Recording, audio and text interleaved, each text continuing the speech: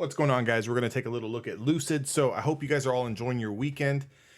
With that kind of being said, if you are invested into the markets and managing your own portfolios, and or you're a day trader or a scalper, even though it's good to get your eyes off of the screen and kind of enjoy yourself, it's also, very, very important to kind of do your homework, especially when you're going to start the week. So with that being said, we're going to take a look at Lucid. The ticker symbol is LCID. Now, this is a good little stock to kind of trade if maybe you have a smaller account. Spreads are fairly decent on Lucid, and it gives you, enough movement to kind of, if you are day trading it, to make some decent money in it. Now, it's not going to be something that's going to move like Tesla or like, Microsoft or Nvidia or something like that, but it's definitely worthwhile.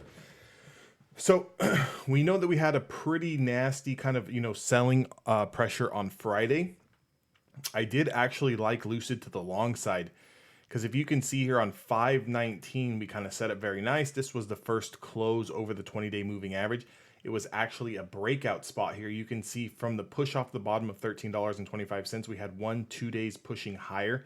And then this is what I love to see. So if you just kind of take mental notes, anytime you're looking to trade breakouts, you always want to see 2, 3, 4, 5, 6, 7, 8, 9, 10. Obviously, the more the better. Days worth of sideways distribution, meaning you want to see things start to get tight. You want to see price action go sideways so you can kind of get that breakout. Here we had a 2-day run up off the bottom, and then we had 1, 2, 3 days worth of sideways action. That price for the breakout was $18.57, and it provided a nice little trade here. So if you were looking to day trade this from around $18.50 all the way to a high of $19.92, so that's about $1.30 move on a relatively small stock. With that being said, come Friday, we tried to test those highs and were rejected. So this is a very key indication here to kind of, stay a little bit cautious. You can see here the last time we ran into the 20-day moving average, we were rejected. The last time before that, we kind of reclaimed the 20-day moving average. We pushed higher just a few cents, and then we came all the way back down. So if that's kind of the same story here, what we're looking at, this would be considered, from this little recent top here down to this down leg. This is a little bit of a bear flag action forming here. If we do start to lose the 10-day moving average of around $17, for me, this is an easy short position. Below 17 on Lucid does have room down. We would be looking to cover our position into 15. So there's about a $2 range there that we can kind of play with. Now, if we're looking for the top side, what we're going to need to do is we're going to need to let this clear out last Thursday's highs as well as Friday's highs. We're going to need to get over $20. Over $20 does have room to $21.20. The only thing I do not like about Friday's price action, a lot of selling the first 3 hours of the market, and then we had that the end of day last hour kind of rally. I hate that, because in a bear market, you're going to get very violent kind of rallies. Okay, and anytime that happens, typically if it comes within 1 hour, all the volume, all the price action, one big green candle comes within just 1 hour's time or something. Normally those moves, they continue to kind of continue to the downside. So just kind of keep that in mind.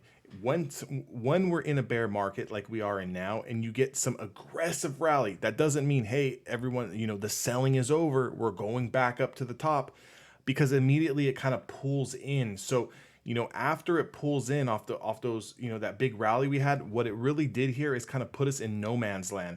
So we are below the 50-day moving average of $21.20, and then we are kind of in the middle of this, bottom $15 range. So this is a $5 range we're looking at, and we're smack dab in the middle. We're not at the top of Friday's range. We're not necessarily at the bottom of Friday's range. This candle kind of closed, right in between Friday's range, which means we're going to need to be more patient. We're going to need to be more patient on Monday and Tuesday for sure. This is going to need to confirm to the downside and lose 17. There is no ifs, ands, or buts about it. Don't try to get in here and short things just because, the market was weak on Friday and then we rallied. And definitely don't try to just buy long on Friday underneath this $20 area. Last thing you're going to want to do is buy it down here in the 18s, have it rally to 19 and then wash out through 17. And next thing you know, you're down $2 on the trade. you're going to need to be extremely patient if you're looking to trade Lucid, and you're going to want a valid setup. A valid setup is over $20 with room to 21. A valid setup is below $17 with room to 15. Those are your two trades. Stay away from everything in between. I hope this video helps you guys. Make sure to subscribe to my YouTube channel as well as join my Discord, and I'll see you guys on the next one.